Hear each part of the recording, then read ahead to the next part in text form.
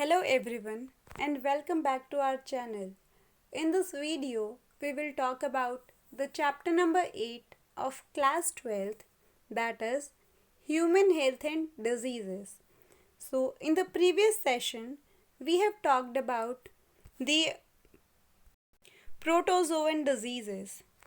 There were two protozoan diseases that were mentioned in your NCERT book, and those diseases were,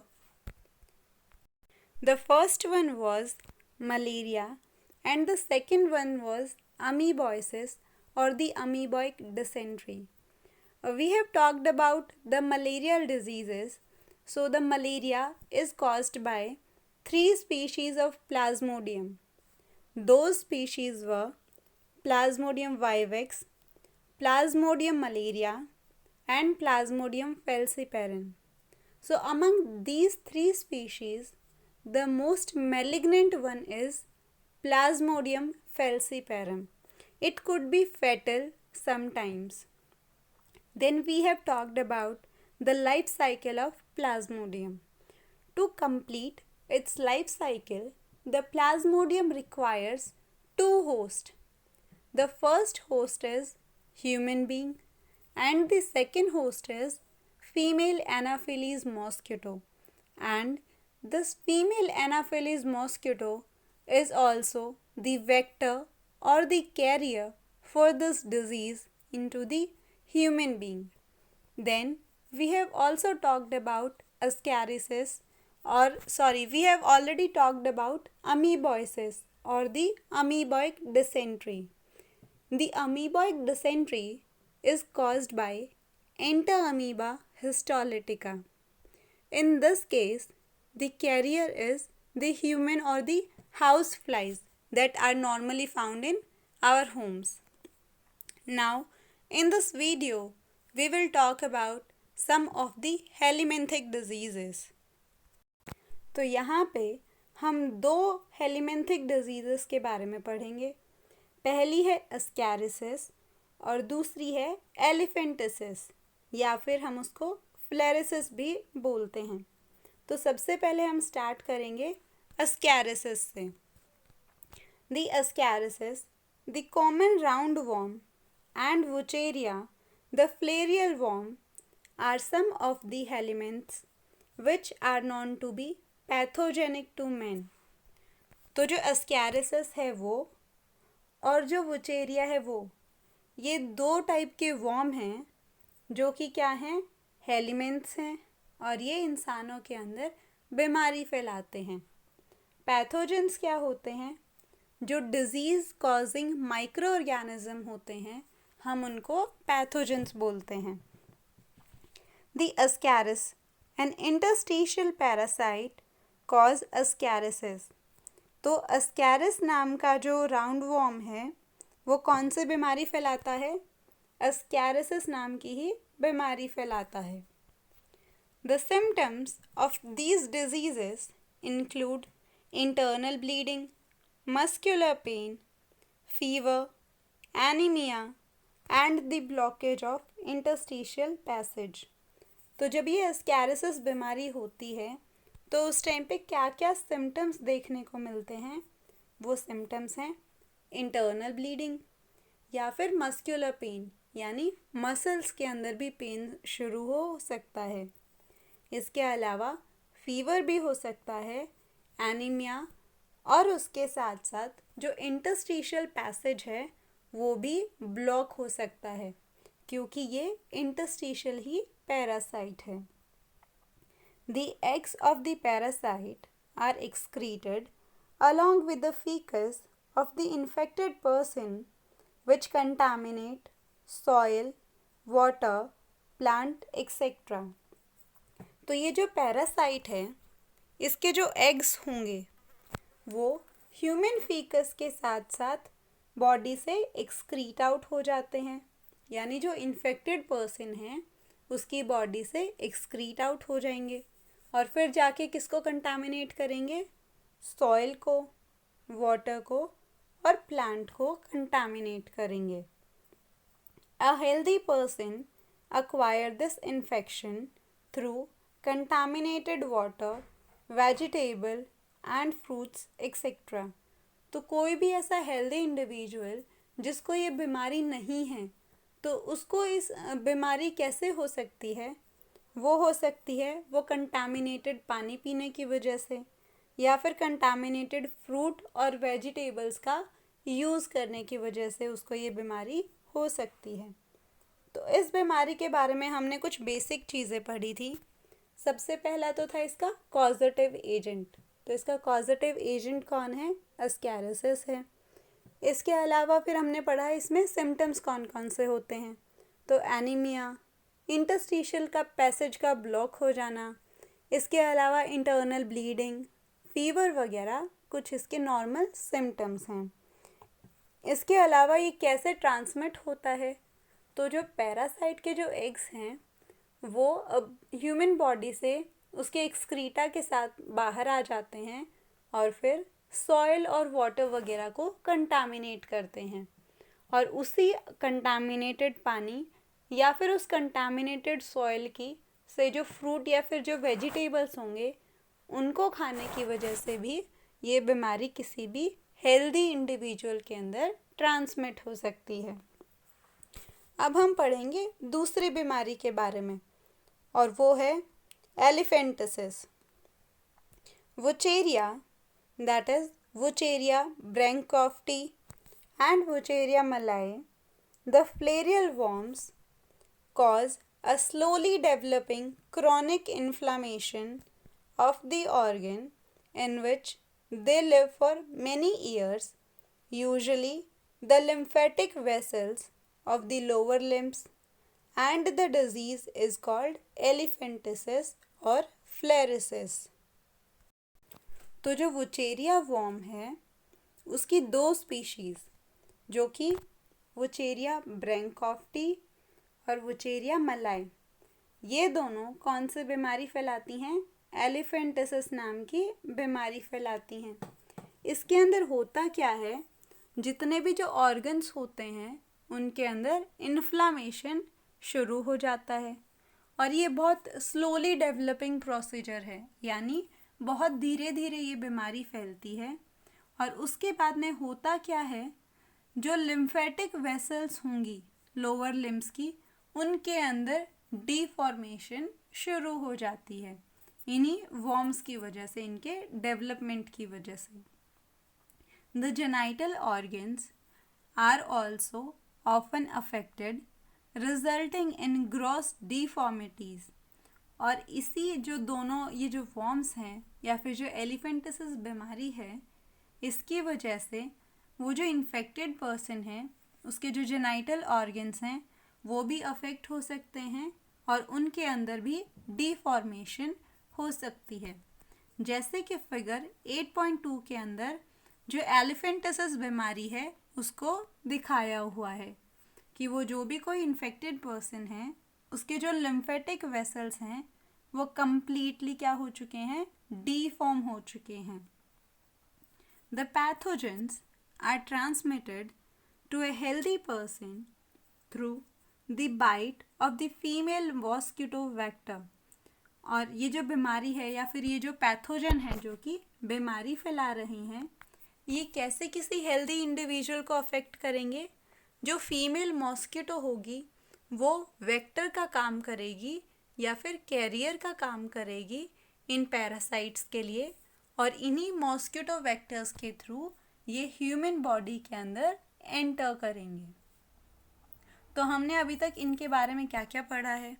सबसे पहले तो journal question ये पूछा जाता है कि जो एलिफेंटिसिस है उसका कॉजेटिव एजेंट कौन है? तो दो स्पीशीज़ हैं वुचेरिया की, पहला है ब्रैंकॉफ्टी और दूसरी है मलाई। होता क्या है इनके अंदर? क्रॉनिक इन्फ्लामेशन होता है ऑर्गन्स में जहाँ पे भी ये रहते हैं, और नॉर्मली कहाँ पे ये रहते हैं? जो लिम्फेटिक वेसल्स होती हैं हमारे लोअर लिम्स की, उसके अंदर ये बीमारी होती है। होता क्या है इस बीमारी के अंदर कि जो लोअर लिम्स हैं या फिर जो जेनाइटल ऑर्गन्स हैं वो डीफॉर्म हो जाते हैं, और ये कोई भी जो पैथोजन है ये कैसे ह्यूमन बॉडी के अंदर एंटर करता है? जो फीमेल मॉस्किटो है उसकी हेल्प से ये जो पैथोजन है ये ह्यूमन बॉडी के अंदर एंटर करता है। तो ये दो तो थी जो कि हेलमिंथिक डिजीजेस। अब हम बात करेंगे ऐसे बीमारियों के बारे में जो कि फंजाई की वजह से फैलती हैं।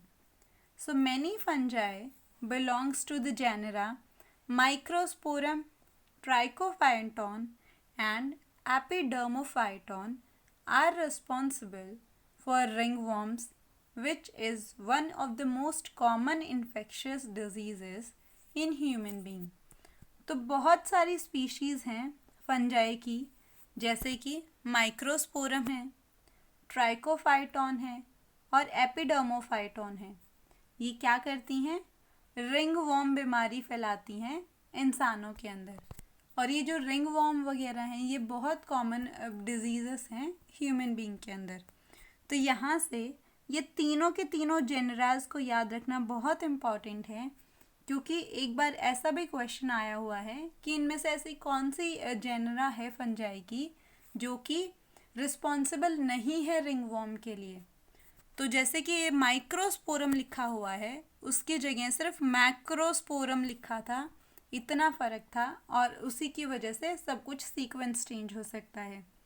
तो ये माइक्रोस्पोरम, ट्राइकोफाइटॉन और एपिडर्मोफाइटॉन तीनों बहुत इम्पॉर्टेंट हैं और ये तीनों के तीनों रिंग वॉर्म फैलाते हैं। Appearance of dry scaly lesions on the various part of the body such as skin, nails and scalp are the main symptoms of this disease।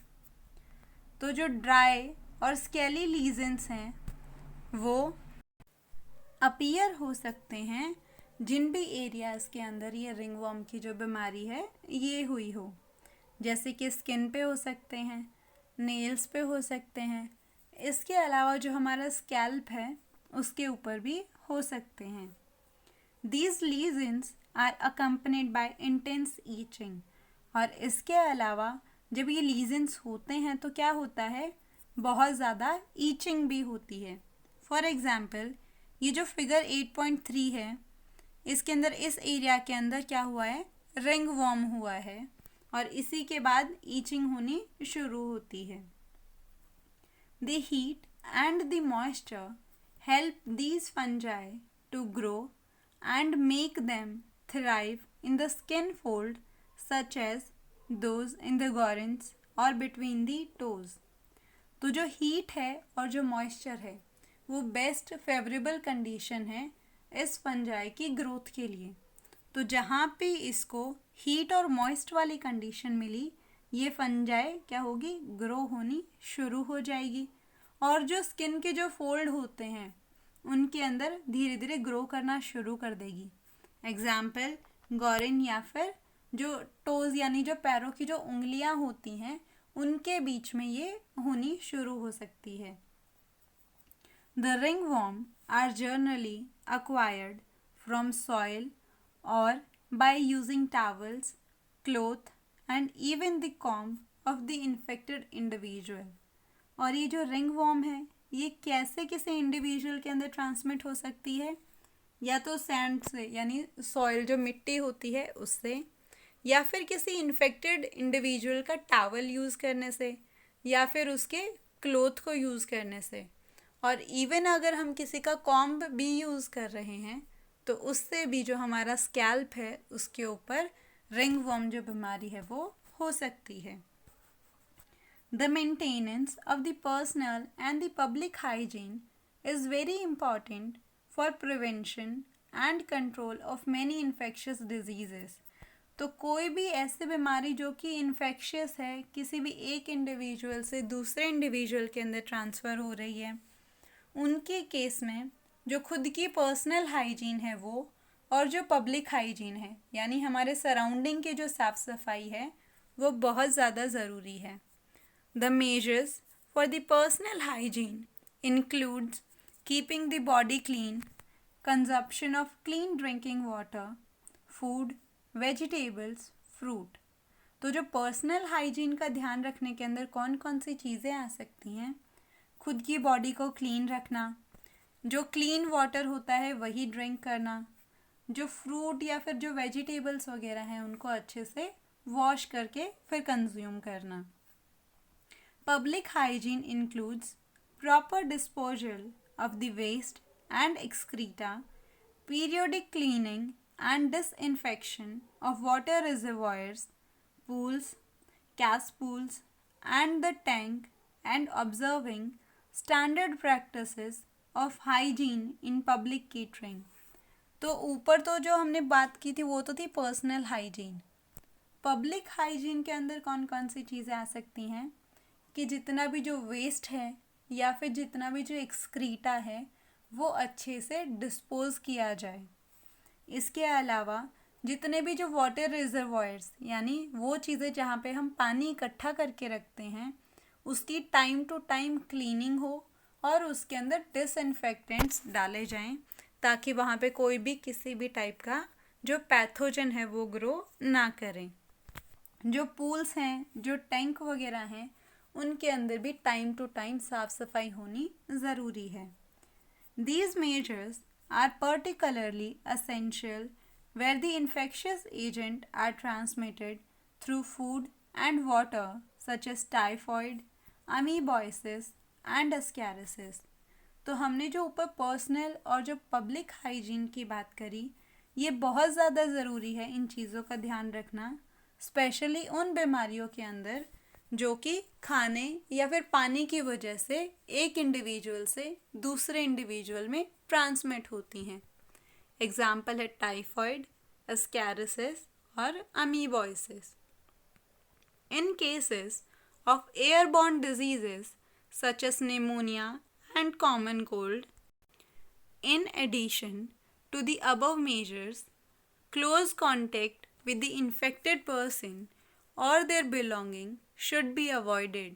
और उस केस में जहाँ पे ये जो बीमारियाँ हैं ये हवा के साथ भी फैल सकती हैं जैसे कि निमोनिया, कॉमन कोल्ड, इन बीमारियों के केसेस में पब्लिक और पर्सनल हाइजीन का तो ध्यान रखना ही है।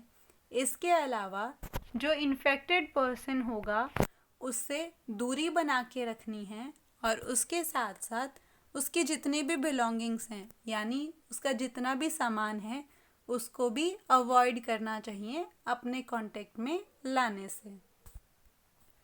For diseases such as malaria and filariasis that are transmitted through insect vector, the most important measure is to control और eliminate the vector and their breeding places. तो ऐसे बीमारियां जो कि वेक्टर्स की मदद से फैल रही हैं यानी उनका कोई कैरियर है और वो कैरियर उस पैथोजन को ह्यूमन्स बॉडी के अंदर ट्रांसमिट करवा रहा है, जैसे कि मलेरिया और फ्लैरिसिस बीमारी के अंदर कौन है, जो फीमेल मॉस्किटो है वो रिस्पॉन्सिबल है, वो वेक्टर का काम कर रही है। तो ऐसे सिचुएशन के अंदर हमें उन वेक्टर्स को कंट्रोल करना चाहिए और ऐसी जगह जहाँ वो ब्रीड कर रहे हों उसको अवॉइड करना चाहिए। This can be achieved by avoiding stagnation of water in and around the residential areas, regular cleaning of household coolers, use of mosquito net, including fishes like Gambesia in ponds that feed on the mosquito larva, spraying of the insecticides in ditches, drainage area and the swamp। तो vectors को ख़त्म करने के लिए हम क्या कर सकते हैं, कहीं भी पानी को इकट्ठा नहीं होने देना चाहिए, चाहे वो हमारे आसपास के एरिया में हो या फिर जो हमारे घर के जो कूलर्स वगैरह हैं उनके अंदर भी ज़्यादा टाइम तक पानी को इकट्ठा नहीं होने देना चाहिए क्योंकि ये मॉस्किटो ब्रीड की मोस्ट फेवरेट प्लेसेस हैं। इसके अलावा हमें जो मॉस्किटो नेट हैं उनका यूज़ करना चाहिए और कुछ फिशेस भी ऐसी हैं जैसे कि गम्बेशिया, ये क्या करती है, पॉन्ड्स में मिलती है ये फ़िश और जो मॉस्किटो का जो लार्वा है उसके ऊपर फीड करती है, यानी मॉस्किटो की पॉपुलेशन को कंट्रोल कर रही है। इसके अलावा जो डिचेस वगैरह हैं यानी जो गड्ढे वगैरह हैं उनके अंदर भी इंसेक्टिसाइड्स वगैरह का स्प्रे करना चाहिए। जितने भी जो ड्रेनेज एरिया हैं उनके अंदर भी ये स्प्रेस टाइम टू टाइम करते रहना चाहिए।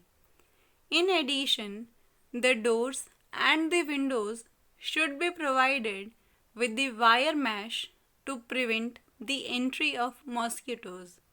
और इसके साथ साथ में जो हमारे घर के जो दरवाजे और जो खिड़कियां हैं वहाँ पे भी जो जालियां आती हैं उनको लगानी चाहिए ताकि घर के अंदर भी मॉस्किटोज एंटर ना कर पाएँ। Such precautions have been all the more important essentially in the light of the recent widespread incidence of the vector-borne Aedes mosquito diseases like dengue and chikungunya in many parts of the India। तो अब ये जो precautions हम ले रहे हैं ये और ज़्यादा ज़रूरी हो जाते हैं लेने, जैसे कि जैसे जैसे ये वेक्टर बॉर्न डिजीज़ेस ज़्यादा बढ़ती जा रही हैं। जैसे कि जो एडीज़ मॉस्किटो है वो कौन सी बीमारी फैलाता है? डेंगू बीमारी फैलाता है। तो इन सारी बीमारियों से प्रिवेंट होने के लिए हमें ये प्रिकॉशंस लेना ज़रूरी है। The advancement made in biological science have armed us to effectively deal with many infectious diseases. तो जैसे जैसे बायोलॉजी के अंदर जो रिसर्च है वो आगे बढ़ती जा रही है वैसे वैसे ही हम इन इन्फेक्शियस डिजीज़ेस को रोकने के लिए भी आगे बढ़ते जा रहे हैं। The uses of vaccine and immunisation programmes have enabled us to completely eradicate a deadly disease like smallpox. तो जो वैक्सीन्स हैं और टाइम टू टाइम जो इम्यूनाइजेशन प्रोग्राम्स चलाए जा रहे हैं उनकी मदद से हमने जो स्मॉल पॉक्स नाम की जो बीमारी है उसको कम्प्लीटली ख़त्म कर दिया है। A large number of other infectious diseases like polio, diphtheria, pneumonia and tetanus has been controlled to a large extent by the use of medicines। और इसके अलावा भी ऐसी बहुत सारी बीमारियां जैसे कि पोलियो, निमोनिया, टेटनस, डिप्थीरिया इन सब को हमने वैक्सीन्स की डेवलपमेंट करके बहुत हद तक कंट्रोल कर लिया है। Biotechnology about which you will read more in chapter 12 is at a verge of making available newer and the safer vaccines. तो जो बायोटेक्नोलॉजी ब्रांच है साइंस की वही सारी और नई नई वैक्सीन्स को डेवलप कर रही है जिसके बारे में हम और ज़्यादा चैप्टर नंबर 12 के अंदर पढ़ेंगे। The discovery of antibiotics and various other drugs has also enabled us to effectively treat the infectious diseases। तो जैसे जैसे नए नए ड्रग्स या बीमारियों के बारे में हमें पता चल रहा है या अलग अलग एंटीबायोटिक्स का पता चल रहा है उसकी मदद से हम धीरे धीरे और भी बहुत सारी ऐसी इन्फेक्शियस बीमारियों की इलाज करने की तरफ बढ़ते जा रहे हैं।